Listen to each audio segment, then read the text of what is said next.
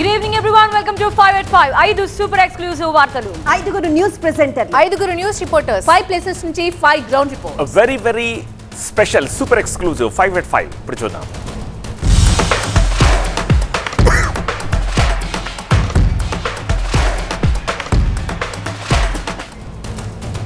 జగన్ కేసులో తొలి అరెస్ట్, నిందితుడు సతీష్ రిమాండ్ పై ముగిసిన వాదనలు, కాసేపట్లో రిమాండ్ పై తీర్పు ఎలా ఉండబోతోంది ముందుగా చూద్దాం. ఇక తూర్పు గోదావరి జిల్లాలో 17వ రోజు కొనసాగుతున్న జగన్ బస్ యాత్ర, ఆ డీటెయిల్స్ కూడా చూద్దాం. తెలంగాణ భవన్ లో కేసీఆర్ అధ్యక్షతన సమావేశం జరిగింది. మళ్ళీ ఉద్యమ కేసీఆర్ ని చూస్తారంటున్నారు గులాబీ బాస్, ఆ డీటెయిల్స్ కూడా ట్రాక్ చేద్దాం.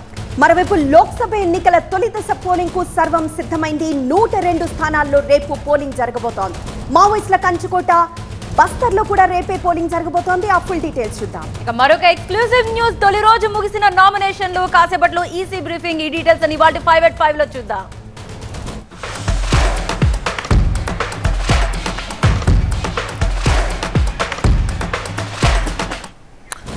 ముందుగా జగన్ పై దాడి కేసులో కోర్టు ముందుకు నిందితుడు సతీష్ కు సంబంధించిన బ్రేకింగ్ అందుతోంది. ఆ డీటెయిల్స్ చూద్దాము. నిందితుడిని రిమాండ్కి ఇవ్వాలని పబ్లిక్ ప్రాసిక్యూటర్ వాదించారు. ఇదంతా పొలిటికల్ డ్రామాగా వాదించారు డిఫెన్స్ తరపు లాయర్స్. దాడి వెనుక రాజకీయ కుట్ర ఉందని వాదించారు పబ్లిక్ ప్రాసిక్యూటర్. అయితే నిందితుడు మేజరా మైనరా అన్న విషయంలో కూడా వాదోపవాదాలు అయినట్టుగా తెలుస్తోంది. 307 సెక్షన్ వర్తించదని నిందితుడి తరపు లాయర్స్ ఆర్గ్యూ చేశారు. రిమాండ్ అంశంపై కాసేపట్లో తీర్పు ఇవ్వబోతున్నారు సివిల్ అండ్ మెట్రోపాలిటన్ మ్యాజిస్ట్రేట్.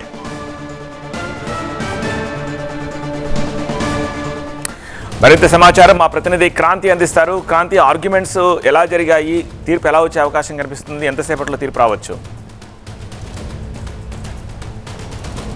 ఖచ్చితంగా కొద్దిసేపటి క్రితమే దీనికి సంబంధించి రిమాండ్ పైన తీర్పు పైన వాదనలు కూడా ముగిశాయి. దీనికి సంబంధించి ఓవరాల్గా చూసుకుంటే కనుక 307 వర్తిస్తుందా లేదా అనే దానికి సంబంధించి కూడా డిఫెన్స్ లాయర్ తన వాదనలు వినిపించడం జరిగింది. ముఖ్యంగా ఈ కేసుకు సంబంధించి నిందితుడిని ఎవరైతే అరెస్ట్ చేశారో సతీష్ ఏజ్కి సంబంధించిగా మొదటిగా చాలాసేపు డిస్కషన్ అయింది. మేజరా మైనర్ అనే దానికి సంబంధించి డేట్ ఆఫ్ బర్త్ సర్టిఫికేట్కి సంబంధించి కానీ ఆధార్ కార్డుకి సంబంధించి కానీ వ్యత్యాసం ఉంది కాబట్టి అతను మైనర్ అని చెప్పి కూడా తన వాదనలు వినిపించడం జరిగింది. మరోపక్క సీఎం జగన్కి సంబంధించి జరిగిన దాడిలో చిన్న దెబ్బ మాత్రమే తగిలింది కాబట్టి 307 వర్తించదని, మరోపక్క అండ్ పూలమాల వేసేటప్పుడు కూడా చిన్నపాటి ఇంజురీ అయ్యేటటువంటి అవకాశం ఉంది, ఇందులో రాజకీయ కోణం ఉంది అని చెప్పి కూడా డిఫెన్స్ లాయర్ తన వాదనలు వినిపించడం జరిగింది. అయితే రిమాండ్కి సంబంధించి ఇవ్వాలా వద్దా అనే దానికి సంబంధించి అయితే మరికొద్దిసేపట్లో తీర్పు ఇచ్చేటటువంటి అవకాశం ఉంది. దీనికి సంబంధించి మనతో మాట్లాడడానికి డిఫెన్స్ లాయర్ అడ్వకేట్ మనతో పాటు ఉన్నారు. సరే చెప్పండి, వాదనలు ఎలా వినిపించారు, అసలు ఏ పర్పస్ మీద 307 పెట్టారు, ఏమని చెప్తున్నారు? లాస్ట్ టైం బిఫోర్ ఎలక్షన్ ఏం టాక్టిక్స్ జగన్మోహన్ రెడ్డి ప్లే చేశారు, సేమ్ టాక్టిక్స్ దీంట్లో కూడా ప్లే చేశారు. నేను కోర్టుకి ఇన్లైట్ చేసాము. 307 ఒకవేళ ఉంటే జగన్మోహన్ రెడ్డికి ఈ బాబుకి ఇనిమిటీ ఉండాలి. ఇనిమిటీ లేదు, ఎందుకంటే 307 ఎలా మెయింటైన్ అవుతుంది? అతనికి నాలెడ్జ్ ఉండాలి, అజంప్షన్ ఉండాలి, అతను ఎగ్జిక్యూషన్ చేయాలి. జగన్మోహన్ రెడ్డి చచ్చిపోయాడు వాళ్ళు ఆలోచన చేసిన వాడు చిన్న రాయితో ఎందుకు ఆయన అటాక్ చేస్తారు చెప్పండి? మరి ఆయన నేషనల్ ప్లేయర్ ఉన్నాడా? రాయి కొట్టి పల్ల కొట్టడానికి ఏదైనా అయితే మనం అదే విధానంలో కోర్టుకి ఇన్లైట్ చేసాము. ఆ కోర్టు కూడా మా మాటని గమనించేసి విన్నారు. విన్న తర్వాత కూడా పీపీ సైడ్ కూడా వాదన వాళ్ళు ఇచ్చారు. లేదు కో అక్యూజ్ ఎవరు ఉన్నారు వాళ్ళు చెప్తున్న దాని ప్రకారం ఖచ్చితంగా టార్గెటెడ్గా కావాలనే కొట్టారు అని చెప్పి కూడా అటుపక్క పీపీ వాదనలు వినిపించడం జరిగింది. అవునమ్మా, అదే వాళ్ళ వాదన ఏముందంటే అదే కదా. ఇప్పుడు కాన్స్టిట్యూషన్ ఆర్టికల్ 22 కింద, ఎవిడెన్స్ యాక్ట్ 25 కింద కన్ఫెషన్ స్టేట్మెంట్కి ఎలా కోర్టు ఎస్టాబ్లిష్డ్ అవుతుంది, దాన్ని ఎలా కన్సిడర్ చేస్తానని కోర్టుకి ఇన్లైట్ చేసాం మనం. మీరు చెప్పండి, అసలు దీనికి సంబంధించి దాదాపు గత 5 రోజుల క్రితమే కస్టడీకి తీసుకున్నారు. ఇప్పటి వరకు కూడా కోర్టులో ప్రొడ్యూస్ చేయలేదు. 307 వర్తిస్తుంది, అటెంప్ట్ టు మర్డర్ ఖచ్చితంగా టార్గెటెడ్గానే కొట్టారని చెప్పిన వారు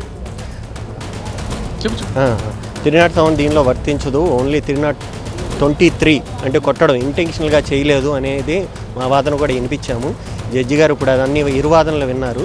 ఇరువాదనలని ఆర్డర్ కోసం పక్కన పెట్టారు.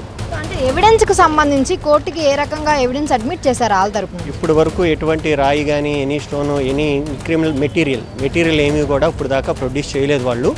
ఓన్లీ వారల్గా ఇతను కొట్టాడు, సిమెంట్ రాయితో కొట్టాడు అనేది పీపీ గారు కూడా కోర్టుకి తెలియజేశారు. అంటే ఇతను ఏజ్కి సంబంధించి కూడా చాలా డిస్కషన్ అయింది స్టార్టింగ్లో చాలాసేపు. అంటే అతను 2005లో పుట్టానని చెప్తున్నాడు, కానీ సర్టిఫికేట్ ప్రకారం 2006లో సర్టిఫికేట్ తీసుకొచ్చి వాళ్ళు ఫైల్ చేశారు. అది కోర్టు కూడా చూసి అన్నీ కూడా వెరిఫై చేసి కన్సిడర్ చేసి ఇతనికి 19 ఏళ్ళు మొన్న 3 days బ్యాకే ఇతనికి 19 వచ్చినాయని చెప్పి పోలీసు వాళ్ళు ఫైల్ చేశారు.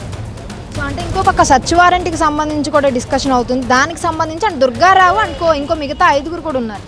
మిగతా 5 కూడా సర్చ్ వారెంట్ మార్నింగ్ జడ్జి గారి దగ్గర పిటిషన్ ఫైల్ చేశాము. దానికి కూడా వాదనలు వినిపించిన తర్వాత ఇప్పుడే ఆర్డర్ ఇచ్చారు జడ్జి గారు. ఒక అడ్వకేట్ కమిషనర్గా ఆయన అపాయింట్ చేశారు.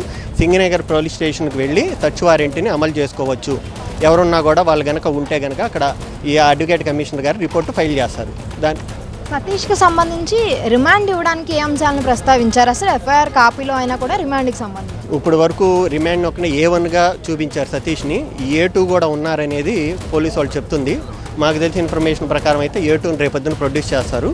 అసలు కదంతా A2 అనేది అయినా కనుక చెప్తారేమో అని చూడాలి. ఇప్పుడు A1 ప్రకారం రాయి ఇతనే విసిరాడని చెప్పి పీపీ గారు కోర్టులో వాదనలు వినిపించారు సతీష్ అనే వ్యక్తి. సో ఇది ఓవరాల్గా చూసుకుంటే కనుక సతీష్ అనే వ్యక్తి దాడి చేసినట్టుగా ఎఫ్ఐఆర్ కాపీలో కూడా క్లియర్గా అదే మెన్షన్ చేయడం జరిగింది. సతీష్ అనే వ్యక్తి ఒక షార్ప్ రాయిని తన జేబులో పెట్టుకుని తీసుకొచ్చి టార్గెటెడ్గా కావాలని కొట్టారని కూడా ఎఫ్ఐఆర్లో మెన్షన్ చేశారు. సో అదే విషయం మీద డిస్కషన్ జరిగింది. సో మరికొద్ది సేపట్లోనే రిమాండ్ ఇస్తారా ఎవరా, ఇస్తే ఎన్ని రోజులు ఇస్తారు అనే దానికి సంబంధించి కూడా తీర్పు ఇచ్చేటటువంటి అవకాశం ఉంది. రైట్ క్రాంతి. జన నాయకుడికి అడుగడుగునా జన నీరాజనం. దానికి సంబంధించిన సూపర్ ఎక్స్క్లూజివ్ న్యూస్. మండు టెండను సైతం లెక్క చేయకుండా అపూర్వ స్వాగతం లభిస్తోంది. మేమంతా సిద్ధం బస్సు యాత్ర 17వ రోజు కూడా విశేష స్పందన లభిస్తోంది. ప్రస్తుతం వేమగిరికి సీఎం జగన్ యాత్ర చేరుకుంది. ఉదయం తేతలి దగ్గర మొదలైన యాత్ర తణుకు రావులపాలెం మీదుగా కొనసాగుతుంది. రావులపాలెంలో సీఎం జగన్ కు అమితాదరణ లభించింది. కిలోమీటర్ల కొద్దీ వీరాభిమానులు బస్సు యాత్రలో పాల్గొన్నారు. భారీగా జనం పోటెత్తడంతో జాతీయ రహదారి పూర్తిగా కిక్కిరిసిపోయింది. తండోపతండాలుగా తరలి వస్తున్న అభిమానులను పలకరిస్తూ సీఎం జగన్ ముందుకు సాగుతున్నారు. మడికి గ్రామంలో అంబులెన్స్ లో వచ్చిన ఓ పేషెంట్ సీఎం జగన్ కలిశారు. సహాయం కావాలని సీఎంను ఆ పేషెంట్ బంధువులు కోరారు. అవసరమైన సహాయం అందిస్తామని సీఎం హామీ ఇచ్చారు. కాసేపట్లో మొరంపుడి జంక్షన్ దగ్గరకు సీఎం జగన్ యాత్ర చేరుకుంటుంది. తాడితోట జంక్షన్ రాజానగరం మీదుగా ఈ యాత్ర రాత్రికి ఎస్టీ రాజపురం చేరుతుంది. రోజుల తరబడి జిల్లాలు దాటి ఎండా వాన లెక్క చేయకుండా వ్యయ ప్రయాసాలను పట్టించుకోకుండా వేలాది కిలోమీటర్ల మేర సీఎం జగన్ వెంట అభిమానులు ప్రయాణం చేస్తున్నారు. ఇదే అంశానికి సంబంధించి మరింత సమాచారాన్ని మా ప్రతినిధి సత్య అందిస్తారు. సత్య, 17వ రోజు ప్రస్తుతం తూర్పుగోదావరి జిల్లా సీఎం సిద్ధం సభ చేరుకుంది. ఇప్పటికే ఏదైతే మడికి సెంటర్లో అక్కడ ఏదైతే అంబులెన్స్లో వెళ్తున్నటువంటి పేషెంట్తో మాట్లాడిన తర్వాత కడియపులంకలో రెస్ట్ తీసుకున్నారు. అక్కడి నుంచి నేరుగా వేమగిరి జంక్షన్ నుంచి కాసేపట్లోనే మోరంపూడి జంక్షన్ చేరుకోబోతున్నారు. ఏదైతే మోరంపూడి జంక్షన్లో ప్రతిష్టాత్మకంగా ఎంపీ తీసుకున్నటువంటి ఫ్లైఓవర్ ఏదైతే ఉందో ఫ్లైఓవర్ దగ్గర నుంచి నేరుగా మళ్ళీ ఆజాద్ చౌక్ సెంటర్కి వెళ్ళిపోతున్నారు. ఆజాద్ చౌక్ సెంటర్లో ప్రజలను ఉద్దేశించి మాట్లాడిపోతున్నారు. అంటే ఎండను కూడా లెక్క చేయకుండా పెద్ద ఎత్తున జనాదరణ ఎక్కడికక్కడ అంటే ఇటు రూరల్కి సంబంధించినటువంటి మంత్రి వేణు ఆధ్వర్యంలో పెద్ద ఎత్తున ర్యాలీ కింద వస్తే అటు కొత్తపేట నియోజకవర్గానికి సంబంధించినటువంటి ఎమ్మెల్యే చిర్ల జగ్గిరెడ్డి ఆధ్వర్యంలో పెద్ద ఎత్తున రావులపాలెం నుంచి నేరుగా కడేపులంక వరకు కూడా పెద్ద ఎత్తున ర్యాలీగా వచ్చారు. ప్రస్తుతం అయితే మాత్రం ఎంపీ భరత్ ఆధ్వర్యంలో పెద్ద ఎత్తున ర్యాలీగా రాజమండ్రి ఏదైతే మోరంపూడి జంక్షన్ నుంచి ఆజాద్ చౌక్ సెంటర్ మీదుగా పేపర్ మిల్లు మించి కాతేరు మించి రాత్రికి రాజానగరం చేరుకోబోతున్నారు. రాజానగరంలో బస చేసిన తర్వాత మళ్ళీ రేపు కాకినాడ జిల్లాలో పర్యటించబోతున్నారు సీఎం జగన్. ప్రస్తుతం అయితే మాత్రం పెద్ద ఎత్తున జనాదరణ లభిస్తున్న నేపథ్యంలో రాజమండ్రిలో ఎక్కడ ప్రజలు కనిపిస్తే అక్కడ బస్సులోంచే అభివాదం చేస్తూ అక్కడే మాట్లాడుతున్నటువంటి పరిస్థితులు ప్రస్తుతం రాజమండ్రిలో ఉన్నాయి. అయితే సీఎం సెక్యూరిటీ భద్రతా దృష్ట్యా కూడా కమాండ్ కంట్రోల్ సెంటర్ ఒక వాహనాన్ని కూడా సీఎం వెంటే ఉంచుతున్నారు. దాని చుట్టూ కూడా సీసీ కెమెరాలతో పాటు డ్రోన్ కెమెరా అంటే దీనికి డ్రోన్ ఆపరేటింగ్ సిస్టమ్ ఆధ్వర్యంలో దాదాపుగా 4 డ్రోన్ కెమెరాలను దానికి అనుసంధానం చేశారు.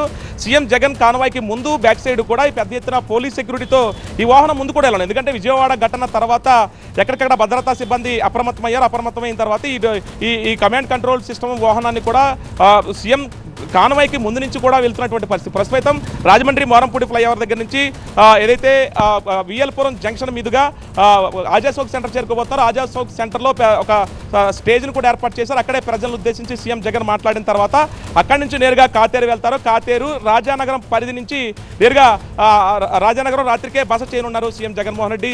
ఇప్పటికే కార్యకర్తలు అటు మంత్రి చెల్లిపోయిన వేణు కార్యకర్తలతో పాటు అటు జగ్గిరెడ్డి కార్యకర్తలతో పాటు ఎంపీ భరత్ సంబంధించిన కార్యకర్తలు ఘన స్వాగతం పలికారు ఏపీ సీఎం జగన్మోహన్ రెడ్డికి. Right, thank you Satya. Coming to third news. BRS విస్తృత స్థాయి సమావేశంలో కేసీఆర్ ఆసక్తికర వ్యాఖ్యలు చేశారు. మళ్లీ ఉద్యమం కాలం నాటి కేసీఆర్ ని మీరంతా చూస్తారన్నారు ఆయన. కాంగ్రెస్ పై తీవ్ర వ్యతిరేకత వచ్చేసిందన్నారు మాజీ ముఖ్యమంత్రి కేసీఆర్. అయితే రాబోయే రోజులు ముమ్మాటికి మనవే అన్నారు.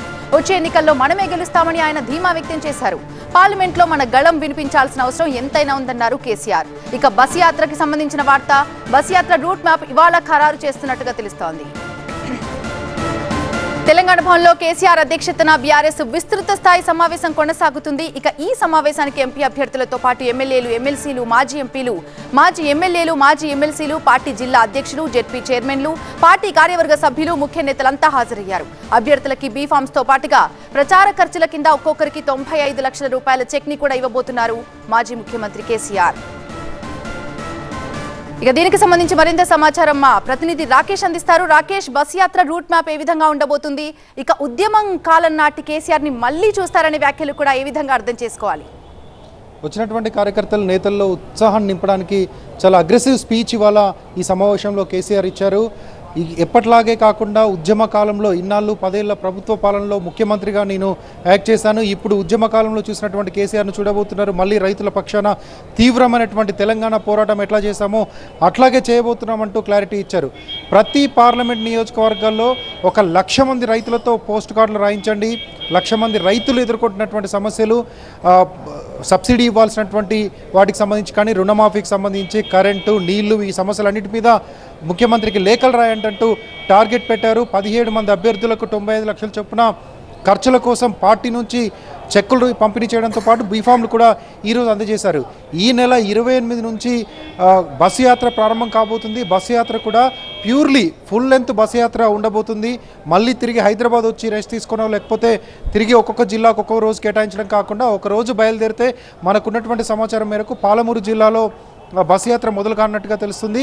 పాలమూరు జిల్లాలో బస్ యాత్ర మొదలైతే ఇక్కడ నుంచి ఆదిలాబాద్ వరకు కంటిన్యూగా ప్రతి పార్లమెంట్ నియోజకవర్గంలో ఒక రోజు ఫుల్ డే ఉండేలాగా ఉదయం 10 గంటలకో 8 గంటలకో బస్ యాత్ర స్టార్ట్ అవ్వాలని నేతలు కోరుతున్నారు. ఆ తర్వాత 3 నుంచి 4 గంటల వరకు కంటిన్యూటీ, మధ్యలో లంచ్ బ్రేక్, తర్వాత లంచ్ బ్రేక్ 1 గంట 2 గంటలు వదిలేస్తే మిగతాదంతా కూడా బస్సులో వెళ్తూనే ఉంటారు. మధ్యలో వచ్చేటువంటి పాయింట్స్లో ఎక్కడైతే జంక్షన్స్ ఉంటాయో, ఎక్కడైతే మండల కేంద్రాలు ఉంటాయో అక్కడ మాట్లాడుతూ కేసీఆర్ ప్రజలను ఉద్దేశించి ప్రసంగిస్తూ మూవ్ అవుతూనే ఉంటారు. మధ్య మధ్యలో భారీ బహిరంగ సభలు ఉంటాయి, అక్కడ కూడా పార్టిసిపేట్ చేస్తారు. ఆ తర్వాత జిల్లా హెడ్ క్వార్టర్స్లో ఆయన స్టే చేసేటువంటి అవకాశం ఉంటుంది. దీనికి సంబంధించి నేతల దగ్గర నుంచి ఎక్కడెక్కడైతే పార్టీ ఇన్ఛార్జీలు ఉన్నారో, పార్లమెంట్కి సంబంధించి పోటీ చేసినటువంటి అభ్యర్థులు ఉన్నారో, ఆ జిల్లాకు సంబంధించినటువంటి ఎమ్మెల్యేలు ఉన్నారో వాళ్ళందరి దగ్గర నుంచి వివరాలు తీసుకుంటున్నారు. ఎక్కడ స్టే చేస్తే బాగుంటుంది, ఎక్కడ మీటింగ్ స్పాట్ ఉంటే బాగుంటుంది, ఎక్కడ బహిరంగ సభ ఉంటే బాగుంటుంది, ఎక్కడి నుంచి ఎక్కడి వరకు రూట్ మ్యాప్ ఉంటే బాగుంటుంది, ఏ నియోజకవర్గంలో ఎక్కువ సమయం ఉండాలి, హైదరాబాద్ చుట్టూ ఉన్నటువంటి ఇటు చేవెళ్ళ కానీ, లేకపోతే మల్కాజ్గిరి, హైదరాబాద్, సికింద్రాబాద్, ఈ 4 నియోజకవర్గాలని వదిలేస్తే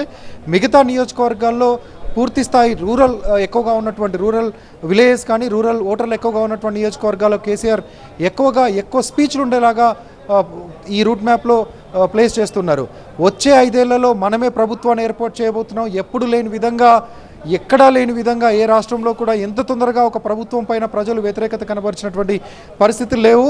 ఇప్పుడు అది చూస్తున్నాం. తెలంగాణలో 100 రోజులు కాకముందే కాంగ్రెస్ ప్రభుత్వం పైన తీవ్రమైనటువంటి వ్యతిరేకత ప్రజల్లో ఉంది. ప్రజలు మనకెందుకు ఓటేయలేదు, బీఆర్ఎస్ పార్టీని ఎందుకు కోల్పోయామని కొంత ఆందోళన చెందుతున్నారు, కొంత రియలైజ్ అవుతున్నటువంటి సిచ్యువేషన్ కూడా కనిపిస్తుంది. కాబట్టి ఈ సమయంలోనే ఈ పార్లమెంట్ ఎన్నికల్లో గట్టిగా పోరాడితే ఎక్కువ సీట్లు సాధించే అవకాశం కనిపిస్తుంది. సర్వేలన్నీ కూడా బీఆర్ఎస్ వైపే చూపిస్తున్నాయి. రానున్న రోజులన్నీ కూడా బీఆర్ఎస్ వే. ఒక ఉద్యమ నాయకుడిగా ఎలా అయితే ఉద్యమంలో పనిచేశానో ఇప్పుడు కూడా రైతుల పక్షాన, ప్రజల పక్షాన అంతే అగ్రెసివ్గా పనిచేయబోతున్నాను. కార్యకర్తలందరూ కూడా ఉద్యమం సమయం నాటి జ్ఞాపకాలని గుర్తెచ్చుకొని అదేవిధంగా పోరాటానికి సిద్ధం కావాలంటూ ఈరోజు కేసీఆర్ పిలుపునిచ్చారు. Thank you Rakesh. ఇక లోక్సభ ఎన్నికల తొలి దశ పోలింగ్ కు సర్వం సిద్ధమైంది. 102 స్థానాల్లో రేపు పోలింగ్ జరుగుతుంది. 21 రాష్ట్రాల్లో 102 స్థానాల్లో పోలింగ్ కు అన్ని ఏర్పాట్లు పూర్తయ్యాయి. తమిళనాడులో 39 స్థానాలకు పోలింగ్ జరుగుతోంది. మావోయిస్టుల కంచుకోట బస్తర్లో కూడా శుక్రవారం పోలింగ్ జరుగుతోంది. భారీ ఎన్కౌంటర్ నేపథ్యంలో అక్కడ హై అలర్ట్ ప్రకటించారు. పోలింగ్ బూత్ల దగ్గర భారీ భద్రత ఏర్పాటు చేశారు. ఎన్నికల సిబ్బందిని ప్రత్యేక హెలికాప్టర్ల ద్వారా తరలించారు. పలు సమస్యాత్మక ప్రాంతాల్లో భద్రతా బలగాలతో టైట్ సెక్యూరిటీ ఏర్పాటు చేశారు. అలాగే ఈవీఎంలతో పాటు ఇతర సామాగ్రిని కూడా పోలింగ్ కేంద్రాలకు తరలించారు. అరుణాచల్ ప్రదేశ్, మేఘాలయ లాంటి ఈశాన్య రాష్ట్రాల్లో పోలింగ్ కోసం ప్రత్యేక ఏర్పాట్లు చేశారు. తొలి దశలో 16.67 కోట్ల మంది ఓటు హక్కు వినియోగించుకుంటారు. 1.87 లక్షల పోలింగ్ కేంద్రాలను ఏర్పాటు చేశారు. తొలి దశ పోలింగ్ జరిగే రాష్ట్రాల్లో ఉత్తరప్రదేశ్, ఉత్తరాఖండ్, బీహార్, ఛత్తీస్గఢ్, బెంగాల్, ఈశాన్య రాష్ట్రాలైన అస్సాం, సిక్కిం, త్రిపుర, మేఘాలయ, నాగాలాండ్, మణిపూర్, మిజోరాం, జమ్మూ కశ్మీర్ రాష్ట్రాలున్నాయి. ఇక మార్చి 16న ఇచ్చిన కేంద్ర ఎన్నికల సంఘం షెడ్యూల్ ప్రకారం దేశవ్యాప్తంగా 543 పార్లమెంట్ స్థానాలకు 7 దశల్లో పోలింగ్ జరగనుంది. అందులో భాగంగా ఫస్ట్ ఫేజ్ పోలింగ్ శుక్రవారం జరగనుంది. తొలి దశ పోలింగ్ లో మొత్తం 8 మంది మంత్రులు, 2 మాజీ ముఖ్యమంత్రులు, ఓ మాజీ గవర్నర్ పోటీలో ఉన్నారు. నాగ్పూర్ స్థానం నుంచి కేంద్ర మంత్రి నితిన్ గడ్కరీ, అరుణాచల్ వెస్ట్ నుంచి కిరణ్ రిజిజు, దిబ్రూగఢ్ స్థానం నుంచి సర్బానంద సోనోవాల్, అర్జున్ మేఘవాల్, ఎల్ మురుగన్ ఉన్నారు. త్రిపురలో 2 స్థానాలుండగా వెస్ట్ త్రిపుర నుంచి మాజీ సీఎం బిప్లవ్ కుమార్ దేవ్ పోటీలో ఉన్నారు. తెలంగాణ మాజీ గవర్నర్ తమిళిసై సౌందరరాజన్ చెన్నై సౌత్ నియోజకవర్గం నుంచి పోటీ చేస్తున్నారు. మరింత సమాచారం అసోసియేట్ ఎడిటర్ మహాత్మా లైవ్ ద్వారా అందిస్తారు. మహాత్మా, ఫస్ట్ ఫేజ్ పోలింగ్ కు ఎలాంటి ఏర్పాట్లు చేశారు? ఫస్ట్ ఫేజ్ పోలింగ్ రేపు ఉదయం 7 గంటలకు ప్రారంభమవుతుంది. రేపు సాయంత్రం 6 గంటల వరకు ఈ పోలింగ్ జరగనుంది. అందులో కొన్ని సమస్యాత్మకమైన నియోజకవర్గాలు ఉన్న చోట మాత్రం పోలింగ్ని త్వరగానే పూర్తి చేస్తారు. ఉదాహరణకు ఛత్తీస్గఢ్లో బస్తర్ ప్రాంతం, అది పూర్తిగా కూడా సమస్యాత్మకమైన నియోజకవర్గమే. అత్యధికంగా మావోయిస్టుల ప్రాబల్యం ఉన్న రాష్ట్రం. ఆ రాష్ట్రంలో బస్తర్ అన్నది మావోయిస్టులకు ఒక కంచు కోట లాంటిది. కాబట్టి మరి వెరీ రీసెంట్గా కాంఖేర్ ప్రాంతంలో జరిగిన ఎన్కౌంటర్లో 30 మంది మావోయిస్టులు చనిపోయిన నేపథ్యంలో దాన్ని దృష్టిలో పెట్టుకుని భారీగా భద్రతా ఏర్పాట్లు చేశారని చెప్పవచ్చు. ఎందుకంటే ఆ ఎన్కౌంటర్కి ప్రతీకారంగా మావోయిస్టులు ఈ ఎన్నికల్ని చెదరగొట్టే అవకాశం ఉంటుంది, దాన్ని డిస్టర్బ్ చేసే అవకాశం ఉంటుంది. కాబట్టి అక్కడ ప్రత్యేకమైన దృష్టిని పెట్టి అదనపు బలగాలను కూడా మోహరించారు. అలాగే ఈశాన్య రాష్ట్రాల్లో ఇన్యాక్సెసిబుల్ లొకేషన్స్ ఉన్నాయి. అవి హిమాలయన్ టెర్రైన్ మీద ఉన్న రాష్ట్రాలు కాబట్టి అక్కడ కొన్ని ప్రాంతాలకు ఈవీఎంలను, వీవీప్యాట్లను తరలించాలన్నా కూడా బై రోడ్ తరలించడం చాలా కష్టసాధ్యంతో కూడుకున్న వ్యవహారం. కొన్ని చోట్ల రోజుల తరబడి ప్రయాణం చేయాల్సిన పరిస్థితులు ఉంటాయి. అందుకనే ఈసారి ఎక్కువ సంఖ్యలో హెలికాప్టర్లను వినియోగించుకున్నారు. ఈ మొదటి విడతలో 41 హెలికాప్టర్ల సేవల్ని వినియోగించుకుంటున్నారు. అలాగే 84 స్పెషల్ ట్రైన్స్ని కూడా ఉపయోగించుకున్నారు ఫాస్ట్ ట్రావెల్ కోసం. అలాగే ఇతర వాహనాలు అంటే మినీ బస్సుల నుంచి మొదలుపెట్టి కార్లు, జీపుల వరకు 1 లక్ష వరకు వాహనాలను వినియోగించుకుని ఈ ఎన్నికల ఏర్పాట్లన్నింటినీ కేంద్ర ఎన్నికల సంఘం పూర్తి చేసిందని చెప్పవచ్చు. అలాగే ఈ ఎన్నికల్లో ఎటువంటి అవకతవకలు చోటు చేసుకోకుండా ఉండడం కోసం అన్ని రకాల చర్యల్ని చేపట్టినట్టుగా అధికార యంత్రాంగం చెప్తోంది. ముఖ్యంగా ఈ వెబ్కాస్టింగ్ దాదాపు 50 నియోజకవర్గాల్లో వెబ్కాస్టింగ్ని ఏర్పాటు చేసినట్లుగా అధికారులు చెప్పారు. అంటే ప్రతి 100 నియోజకవర్గాల్లో 50 అంటే 50% నియోజకవర్గాల్లో ఈ వెబ్కాస్టింగ్ వచ్చేలాగా ఏర్పాట్లు చేశారు. మరి ప్రతి నియోజకవర్గంలోనూ ప్రతి పోలింగ్ బూత్లోనూ ఈ మైక్రో అబ్జర్వర్లను కూడా ఏర్పాటు చేశారు. సో దట్ ఎక్కడా కూడా ఎటువంటి అవకతవకలు, అవాంఛనీయ సంఘటనలు జరగకుండా ఉండాలి, ఎన్నికల్లో అక్రమాలు చోటు చేసుకోకుండా ఉండాలనే ఉద్దేశంతో. దీంతోపాటు ఇంటర్ స్టేట్ బార్డర్సు, కొన్ని రాష్ట్రాలకు అంతర్జాతీయ సరిహద్దులు కూడా ఉన్నాయి కాబట్టి ఇంటర్నేషనల్ బార్డర్స్లో చెక్ పోస్టులను ఏర్పాటు చేసి ఈ అక్రమ మద్యం రవాణా కావచ్చు, నగదు రవాణా, డ్రగ్స్ ఇటువంటి వాటన్నిటిని కట్టడి చేసే ప్రయత్నం చేశారు. ఎందుకంటే ఓటర్లను ప్రభావితం చేయడం కోసం మద్యం నుంచి మొదలుపెట్టి డ్రగ్స్, ఫ్రీబీస్, అలాగే డబ్బు పంపిణీ ఇవన్నీ చేస్తుంటారు. వాటిని రవాణా సమయంలోనే అడ్డుకుంటే అవి ఓటర్ల వరకు చేరకుండా ఉంటాయి. సో దట్ ఓటర్లను ప్రభావితం చేయకుండా ఉంటుందనే ఉద్దేశంతో ఈ తరహా చర్యలు చేపట్టినట్టుగా కేంద్ర ఎన్నికల సంఘం చెప్పింది. రేపు ఉదయం 7 గంటలకు ప్రారంభమయ్యే ఈ పోలింగ్ ప్రక్రియ రేపు సాయంత్రం 6 గంటల వరకు కొనసాగుతుంది. అందులో ఉత్తరప్రదేశ్లోని 8 నియోజకవర్గాలు ఉన్నాయి. ఈ 8 కూడా అత్యంత కీలకమైన నియోజకవర్గాలుగా మనం చెప్పవచ్చు. సో ఇటు రాజస్థాన్లో 10 నియోజకవర్గాలు రేపు ఫస్ట్ ఫేజ్ పోలింగ్ని ఎదుర్కోబోతున్నాయి. ఎస్ మహాత్మా. రైట్, ఇక తెలుగు రాష్ట్రాల్లో నామినేషన్ల జాతర మొదలైంది. సో తొలి రోజు నామినేషన్ల ఘట్టం ఎలా ఉందనే దానికి సంబంధించి ఎన్నికల ప్రధానాధికారి, ఏపీ ఎన్నికల ప్రధానాధికారి మీనా ప్రస్తుతం మీడియాతో మాట్లాడుతున్నారు. లైవ్ లో చూద్దాం. So this is the exact timing of polling on the day of poll on 13th of June. ఇప్పుడు ఈ రోజు నుంచి అంటే మీ అందరికీ తెలుసు ఆల్రెడీ స్టేట్ లెవెల్లో 3 అబ్జర్వర్స్ మనకు అపాయింట్ అయ్యారు. వాళ్ళు 1 విజిట్ ఆల్రెడీ చేసినారు. ఆ స్టేట్ లెవెల్లో మానిటర్ చేయడం కోసం ఒక జనరల్ అబ్జర్వర్, పోలీస్ అబ్జర్వర్, తర్వాత ఎక్స్పెండిచర్ అబ్జర్వర్ ఆమె వచ్చింది. అపార్ట్ ఫ్రమ్ దాట్ ప్రతి జిల్లాకి, ప్రతి కాన్స్టిట్యున్సీకి మనకు general observer, police observer, expenditure observer వస్తారు. సో మొత్తం 175 కాన్స్టిట్యున్సీస్ కోసం మనకు 50 మంది జనరల్ అబ్జర్వర్స్ వస్తారు. సో ఒక్కొక్క జనరల్ అబ్జర్వర్ 3 to 4 కాన్స్టిట్యున్సీస్ని చూస్తారు. 18 పోలీస్ అబ్జర్వర్స్ మనకు కమిషన్ తరఫు నుంచి ఈసారి వస్తారు. దిస్ ఇస్ ఫస్ట్ టైం ఎంతమంది పోలీస్ అబ్జర్వర్ కమిషన్ అపాయింట్ చేయడం జరిగింది. ఎక్స్పెండిచర్ అబ్జర్వర్స్ కింద ఈ రోజు నుంచి they have already reported today date of notification. ఈ రోజు నుంచి 25 మంది పార్లమెంటరీ కాన్స్టిట్యున్సీ ఎక్స్పెండిచర్ మానిటర్ చేస్తారు. తర్వాత 50 మంది అసెంబ్లీ కాన్స్టిట్యున్సీ ఎక్స్పెండిచర్ని మానిటర్ చేస్తారు. జనరల్ అబ్జర్వర్స్ మనకు 25th అంటే లాస్ట్ డే ఆఫ్ నామినేషన్ ఆ రోజు నుంచి వస్తారు. పోలీస్ అబ్జర్వర్స్ కూడా 24th, 25thకి అందరూ మన స్టేట్కి వచ్చేస్తారు. నెక్స్ట్ ఇష్యూ అంటే లాస్ట్ టైం కూడా ఇష్యూ ముందుకు వచ్చింది దట్ హోమ్ ఓటింగ్కి తర్వాత పోస్టల్ బ్యాలెటింగ్కి మనం ప్లాన్ ఇప్పుడు టెంటేటివ్ ప్లాన్ తయారు చేశాము. హోమ్ ఓటింగ్ కోసం ఆల్రెడీ కొన్ని జిల్లాలు స్టార్ట్ చేశారు, కానీ ఈ రోజు నుంచి 5th డే వరకు అంటే 22nd వరకు హోమ్ ఓటింగ్కి ఎలిజిబుల్ క్యాండిడేట్స్ అంటే 85+ ఇయర్స్ ఏజ్, తర్వాత ఫిజికల్లీ హ్యాండిక్యాప్డ్ ఓటర్స్ వాళ్ళందరికీ form 12D postal ballot form ఇవ్వడం జరుగుతుంది. పోస్టల్ బ్యాలెట్ ఫామ్ ఇచ్చిన తర్వాత వాళ్ళు స్పెసిఫిక్ కన్సెంట్ ఇవ్వాలి సంతకం పెట్టి. సో కన్సెంట్ ఇచ్చి మేము హోమ్ ఓటింగ్కి ఆప్షన్ ఇస్తున్నాము, లేకపోతే మేము హోమ్ ఓటింగ్కి ఆప్షన్ మాకు అవసరం లేదు, we will come to vote at the polling station. So ఈ ఆప్షన్స్ ఫామ్ ఇవ్వడం, ఫామ్లో ఆప్షన్ తీసుకొని ఇది ఆర్ఓకి పంపించడం, ఈ ప్రాసెస్ స్టార్ట్ అయింది ఈ రోజు నుంచి. కొన్ని జిల్లాల్లో 12th నుంచి కూడా చేశారు, బట్ 22nd వరకు నడుస్తుంది. సో 22ndకి ఎంతమంది మనకు హోమ్ ఓటింగ్ కింద ఆప్షన్ ఇచ్చారో మన ఎగ్జాక్ట్ మనకు తెలుస్తుంది. ఇప్పుడు ఉన్న ఫిగర్స్ ప్రకారం ప్రస్తుతం అయితే 7 lakh అరౌండ్ 2,12,000 18+ ఓటర్స్, తర్వాత 5,30,000 మనకు పీడబ్ల్యూడి ఓటర్స్ ఉన్నారు. కాబట్టి దాంట్లో నుంచి ఎంతమంది హోమ్ ఓటింగ్కి ఆప్షన్ ఇస్తారు 22nd ఎగ్జాక్ట్ నెంబర్ మనకు తెలుస్తుంది. రేపు from tomorrow onwards we'll also tell you, అంటే మనకు ఫిగర్స్ వచ్చిన తర్వాత దట్ ఎంతమంది ఫామ్స్ ఇచ్చాము, ఎంతమంది ఆప్షన్ ఇచ్చారు. సో ఇది ఎన్నికల అధికారి ముఖేష్ కుమార్ మీనా మాట్లాడుతూ ప్రస్తుతం ఎన్నికల ఘట్టానికి సంబంధించి ఎలాంటి ప్రాసెస్ జరుగుతుంది, ముఖ్యంగా హోమ్ ఓటింగ్ గురించి ఆయన మాట్లాడుతున్నారు. ఆప్షన్ ఎంతవరకు సెలెక్ట్ చేసుకుంటారు, ఎంతమంది అనేది 22న మనకి పూర్తి క్లారిటీ వస్తుందని చెప్తున్నారు.